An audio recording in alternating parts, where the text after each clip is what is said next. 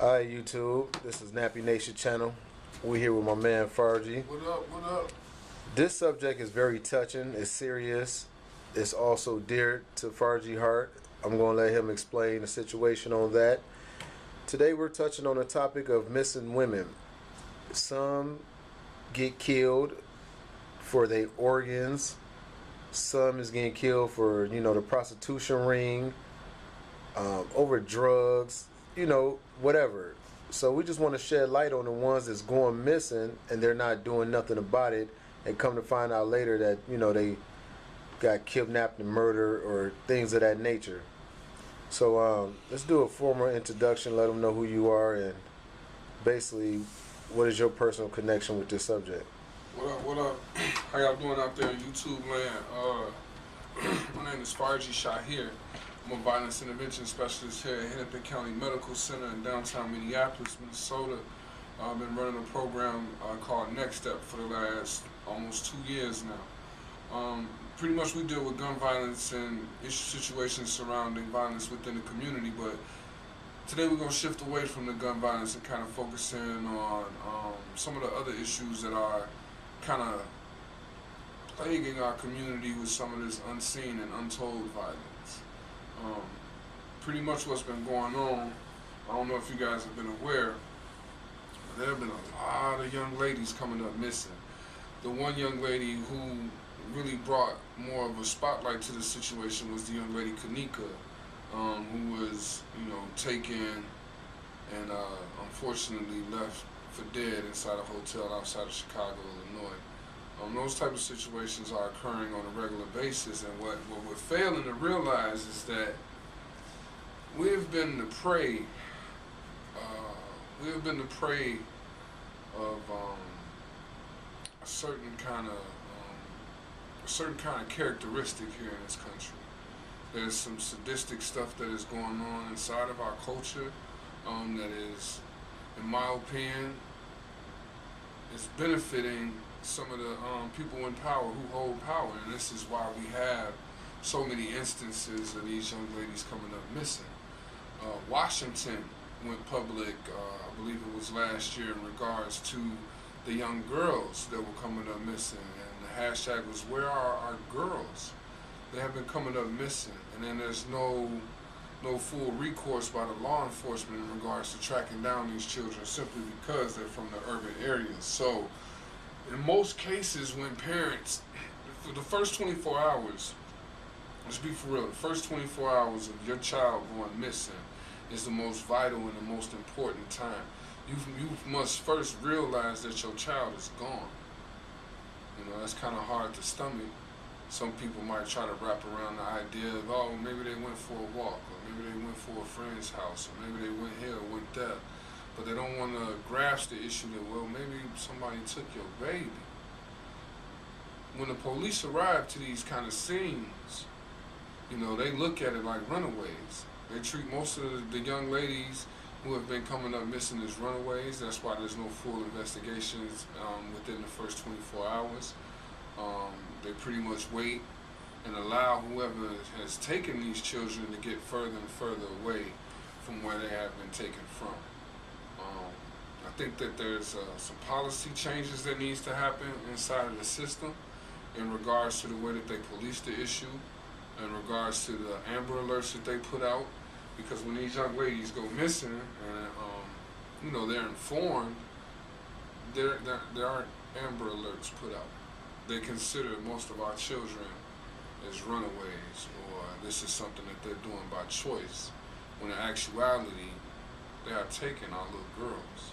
And even on the fact that it's a lot of grown women that this is happening to also, and there ain't no Amber Alert for the adults, is it? No, there's no Amber Alert. So when some of these young ladies, like, I really knew I knew the whole policy behind the Amber Alert, but normally when you see an Amber Alert, they're for individuals who are between the ages of 2 to maybe like 17 or 18 years old. You might want to do a little more research into the Amber Alert, because it is pretty significant. I think it's a valuable resource within the community for people to kind of keep their eyes open and keep a lookout for suspicious activities or individuals who have came up missing recently. Um, a lot of the young adults, those cases are overlooked just simply because they're young adults. Um, it's sad, you know. Do we know?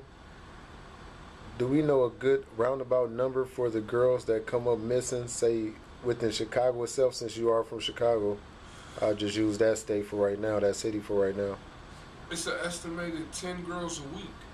10 girls a week. 10 girls a week. Wow. 10 girls a week. Like these are people's children. You know what I mean? Wow. These they daughters. You know what I mean? And like, not all of them are children. Some of them are young adults. Some of them might have gave their mothers a few problems, but it definitely doesn't, you know, negate them being taken without no trace, without proper investigation, without any type of tactical support for the communities in which these children are coming up missing. My little sister came up missing outside of Chicago. I was going to ask you about that next. What year was that, and kind of just, you know, touch bases on what happened pretty much? So in 2015, 2015, it was like around the Billiken Day parade, like August. It had been in like August 2015. My little sister, she would be about 24, 25 right now. She left the house, left her phone, she left her purse. She, you know, under our kind of opinions, we were thinking that she walked to the store, maybe to go grab something from the store. And, yeah, to leave all that stuff like that. That's what you would think, yeah. Yeah, she left everything, you know what I mean? And then she disappeared without a trace. Like, we have not seen my little sister since that day. Like, she was at home with my other sister. You know, they live in Chicago, I live in Minnesota, so I really wasn't there. You know, but as soon as I caught wind of it, I tried to do as much as I could to show support. It's kind of hard though, man, because these cases are draining. But pretty much, my little sister woke up one morning. She left all her stuff in the house, so I don't know like what was going on, but she left out the house, and then she never returned. So it's been almost 3 full years now. Was it? Obviously, it was a report made and stuff of that nature. What was the outcome of it? Like, what was say? You know, what the police have to say? You know, the police hit us with well, maybe she went to get away. She's an adult, you know, so they hit us with a lot of loopholes, and like they talked to my sister a lot. You know, they talked to my big sister a lot. She kind of was our go-between, you know, because it was an emotional time for everybody in the family. And my sister being older than all that, she kind of became my spokesperson. But no real information was ever given away. You know, when you hear about people coming up missing, right? You like think about all these rural areas and how they do these search parties. You know what I mean? And you get like 1,000 people to come out, and like they going through the dirt, they digging in garbage cans. You got all these people like in this one line searching this area looking for clues for somebody that came up missing. Like that didn't happen for my sister. Oh, that did not happen. No, that did not happen for my sister. And to this day, it wasn't no remains, body found, or anything of that nature. No. So as far as you know, she's just still missing. She missing. Like, and we don't know what happened. Like, I hope nothing bad happened to her. You know what I mean? Ain't no telling though, cause it's like I said, there's some sadistic people in this country, man, that are able to get away with some of the most like heinous, sickest like crimes ever, man, and then get away with it so sweet. So like, yeah, I feel some type of way. Like in all honesty, when I thought about it, you know what I mean? Like my mom used to tell me when we was growing up, like all black on black crime ain't black on black crime. You know what I mean? Like it ain't just us out here killing each other. You know what I mean? Like it's literally boys that was coming in from Cicero, Illinois, which is a suburb right outside of Chicago, and they would literally come in and kill black dudes in their neighborhoods, and then go back to Cicero and then make it look like it was black on black crime. Like, this is the same thing that's happened with our children. Like, with these young ladies, like, they making it seem like these young ladies just runaways and like they just trying to get away and they troubled and all this, when in actuality they not. Like, these are young ladies who are thriving in their community. They might not be perfect, but since they not perfect, they're not given that same leeway as somebody who was coming in from a rural area. Yeah, that's crazy, because at the end of the day, like you said, they're people. If it's foul play, it's foul play. If you if you ain't found no remains or anything of that nature, should still be an open case, ongoing case. They still should be getting looked for. I know resources are limited when it comes to like looking for something that you ain't found, but at the same time, it got to be treated accordingly. You got to be treated properly. Yeah, it definitely should be treated accordingly. So do you want to give out a name and a description just in case, who knows who could be watching this? My phone kind of messed up now. Give me 1 second. But we can pull it up on Facebook, man. In all honesty, like, I really believe that the police involved in this. Like, in all honesty, man, the same thing that happened with that young lady outside that hotel. Them people that was in that hotel was involved in everything that happened to that young lady, Kanika. You can tell by the way the videotapes are edited.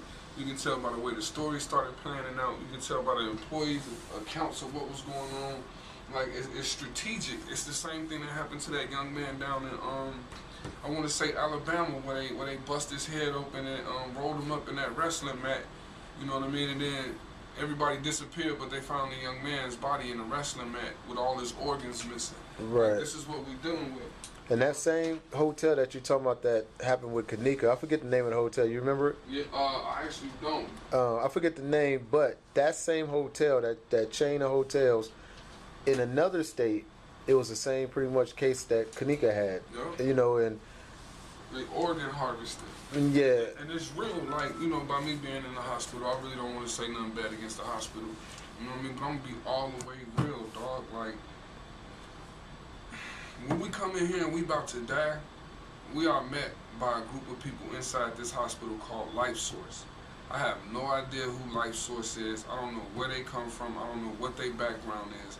But when we on the verge of dying, Life Source comes and tries to negotiate ways for our families to pawn off those who are dying organs. And I don't know how they find out what's going on or how they end up in a situation where they are able to approach a family member while their family members are dying and ask them, while they're in this emotional trauma, are you willing to give up your loved one's organs? That's crazy.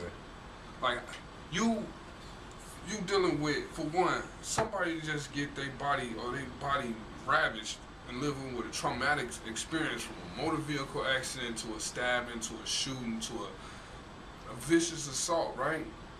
That person is dealing with trauma. Then their family shows up. They dealing with the trauma of their family being inside the hospital, not really understanding what's going on with the person.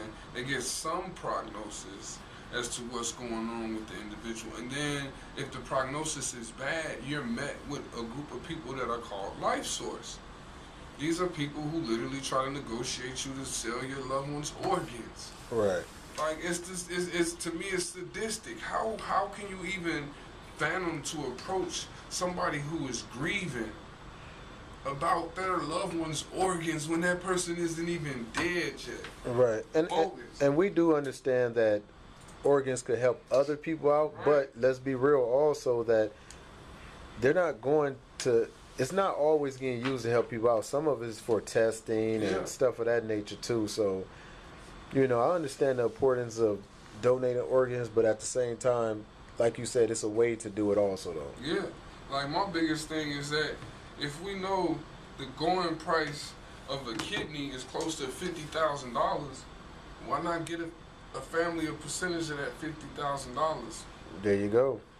Like, you literally asking for a donation that is going to be sold at an extensive amount of money, but you don't want to give the family any dues. But that goes with big corporations. Always, big corporations stay rich for stuff of that nature. yeah, You get a free body part to make money off of. yeah. So with your personal opinion, what do you think could be done about these missing ladies? In all honesty, man, like I'm gonna be all the way for real with you, man. There is no way for anybody to come up missing in this country and not be found without it having something to do with somebody within the law enforcement. In my honest opinion, there is no way these young ladies are coming up missing just at the hands of strangers. I do believe that. I'm gonna be for real, man. I think the police took my sister. Okay. Spit. I think the police took my sister. Because at the end of the day, if somebody do kill you, remains could be found or should be found. Right. I mean, they do got certain things like to get rid of body parts and stuff of that nature. But how many people really doing stuff like that? It ain't like it's a movie where, like the Jigsaw from the Saw movies, where he's Right. strategically planning this stuff out. You know, of course there could be 1 or 2 or 3 situations like that, but not for real. Like this my little sister, man. Let me come over there and get a description. So, you know what I mean? She came up missing. You know what I mean? Back in 2015. What's her name? Her name is Jerrica Laws. Jerrica Lizette Laws. Okay. Missing since August 17th, 2015. She was 140 pounds, 5'2", and I think when she went missing, she had to have been like 22 years old. She a little bitty thing, you know what I mean? And she a smart girl. She ain't just gonna leave and not tell nobody where she going. So, You know what I mean?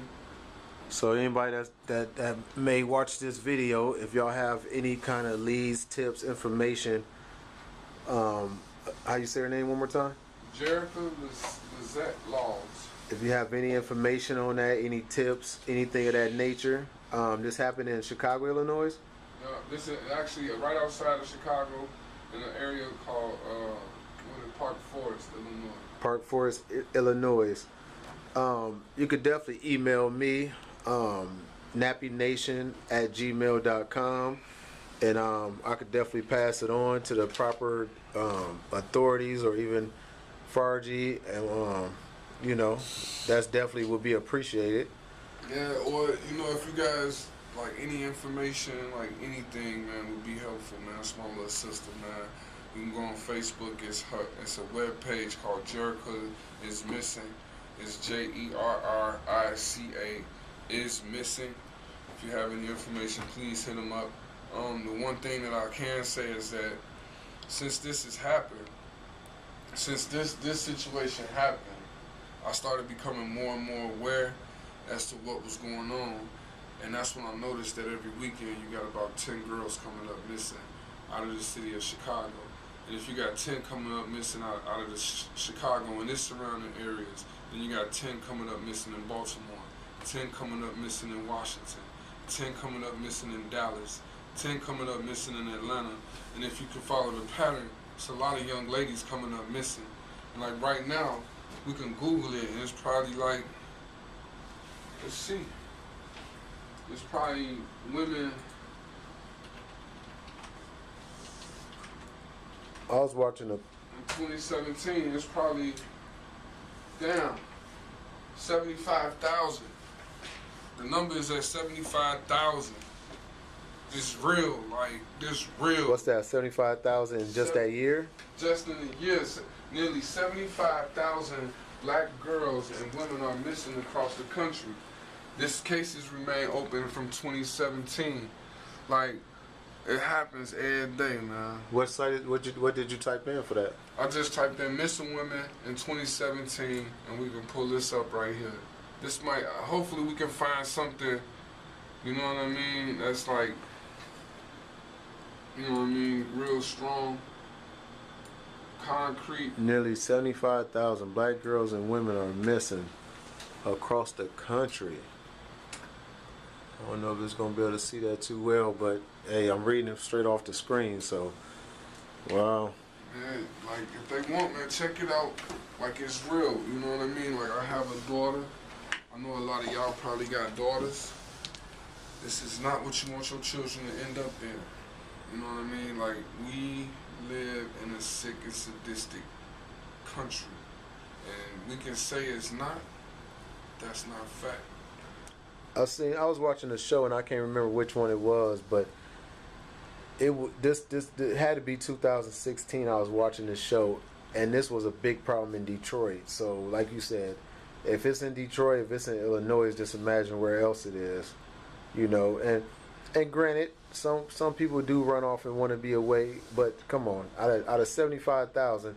We know that definitely ain't the majority that's just running away. Running away, man. You know, and if you do run away, you're going to pop up. Social security numbers get reused and stuff of that nature. So maybe that's another thing too that we need to put out there is, if you're missing and ain't no remains being found, are they still checking on social security number hits? You know, is they still checking on them type of things? Them is the questions that we need to be asking. What are you doing to find missing people if you're not finding no remains? Are like I said, is social security numbers get popping up? Is it got to be a way, like you said, to find somebody? It's got to be, man. Like there's no way no one can just come up missing like that, dog. Like it's intertwined. We dealing with the powers that be. We have been the prey for so long and perpetrated as predators for so long that people don't even believe that this shit happens to us.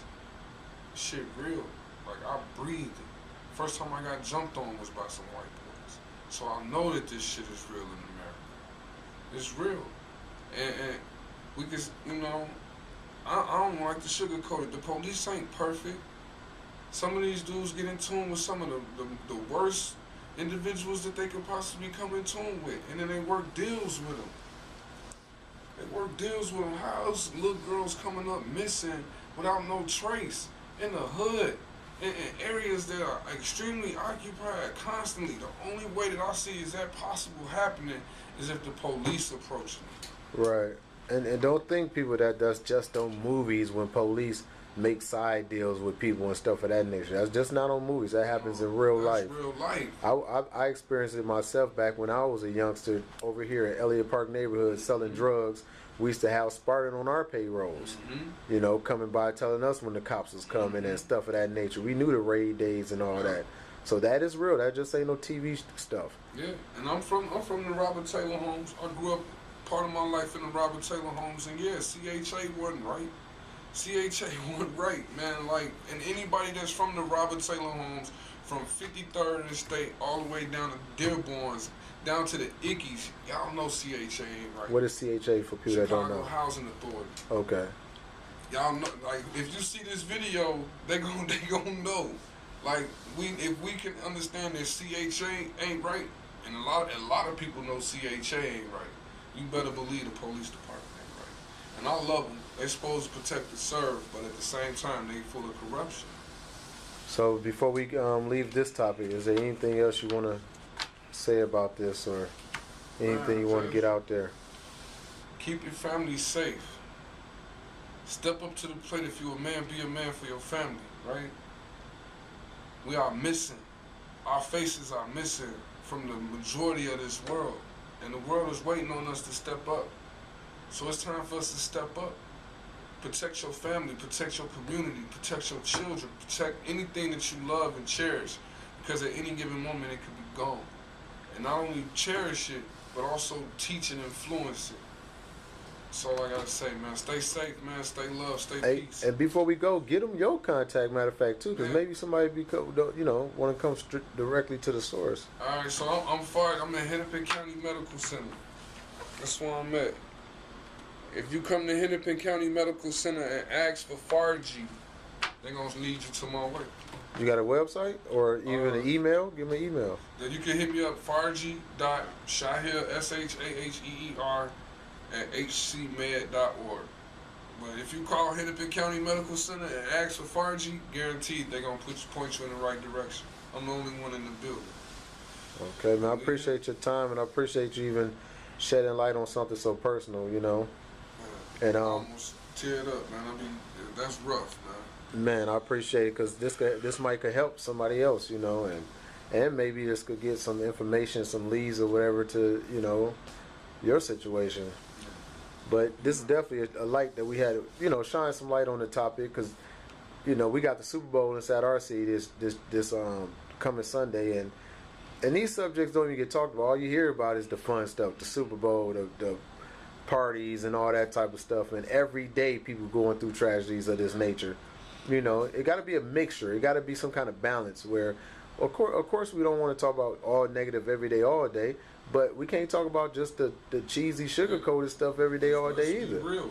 You know? Let's be real. Half of these people that just flew into Minnesota, they on Backpage or online right now looking to mess with one of these little girls that could have been possibly taken from one of y'all.